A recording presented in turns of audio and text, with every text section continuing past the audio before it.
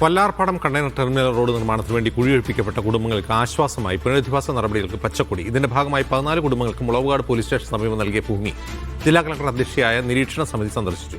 നീണ്ട 18 വർഷത്തെ കാത്തിരിപ്പിനൊടുവിലാണ് പദ്ധതിക്ക് വീണ്ടും ജീവൻ വയ്ക്കുന്നത്.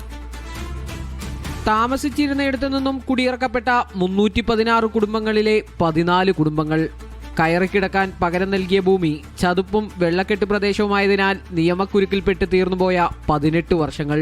ഒടുവിൽ മൂലമ്പള്ളി പാക്കേജ് എന്ന സർക്കാർ ഫയലിന് അനക്കം വെച്ചതിന്റെ സന്തോഷ പ്രകടനം. ഏതായാലും ഇപ്പോൾ ഈ ജനത്തിന് തന്നെ പ്രതീക്ഷയുണ്ട്.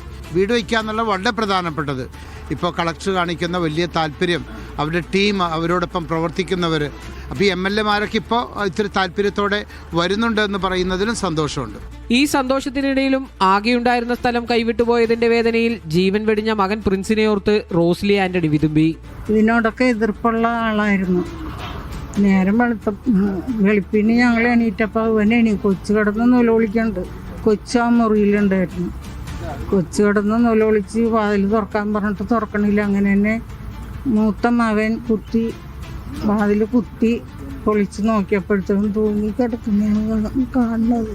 വർഷങ്ങൾക്കൊടുവിൽ സ്ഥലം പരിശോധന നടപടികൾ ആരംഭിച്ചുവെങ്കിലും പാക്കേജിൽ ഉറപ്പു നൽകിയ കുടുംബത്തിലൊരാൾക്ക് തൊഴിൽ എന്നതുൾപ്പെടെയുള്ള കാര്യങ്ങളിൽ ആശങ്ക തുടരുന്നതായി കോർഡിനേഷൻ കമ്മിറ്റിയും. നമുക്ക് പ്രതീക്ഷയുണ്ടെന്ന് പറയുമ്പോൾ ജാഗ്രതയിലൊരു കുറവില്ല. കാരണം മാറി മാറി ഒത്തിരി സർക്കാരുകൾ വന്നിട്ടുണ്ട്. ഇപ്പോൾ ഇതിപ്പോൾ 5ാമത്തെ മുഖ്യമന്ത്രിയാണ്. പാക്കേജ് പൂർണ്ണമായിട്ട് നടപ്പിലാക്കുന്നത് വരെ കോർഡിനേഷൻ കമ്മിറ്റി ജാഗ്രതയോടെ നിലകൊള്ളും. അതാണ് നമ്മുടെ പോയിന്റ്. മുൻകൂട്ടി നിശ്ചയിച്ച പരിശോധനയ്ക്കായി നിരീക്ഷണ സമിതി അംഗങ്ങൾ എത്തിയെങ്കിലും ജില്ലാ കളക്ടർ എത്തിയില്ല. വല്ലാർപാടം കണ്ടെയ്നർ ടെർമിനൽ റോഡിന്റെ വികസനത്തിന്റെ ഭാഗമായാണ് മൂലമ്പള്ളിയിൽ നിന്നും 316 കുടുംബങ്ങളെ കുടിയൊഴിപ്പിക്കപ്പെടുന്നത്. ഇവർക്ക് സ്ഥലമനുവദിച്ചുകൊണ്ടുള്ള സർക്കാർ ഉത്തരവിന് ഇപ്പോൾ അനക്കം വന്നു തുടങ്ങുമ്പോൾ ഇവർ വലിയ പ്രതീക്ഷയിലാണ്. ക്യാമറാമാൻ സഞ്ജു പൊറ്റമലിനൊപ്പം അബ്ദുൽ നാസർ MA, മീഡിയ 1, കൊച്ചി.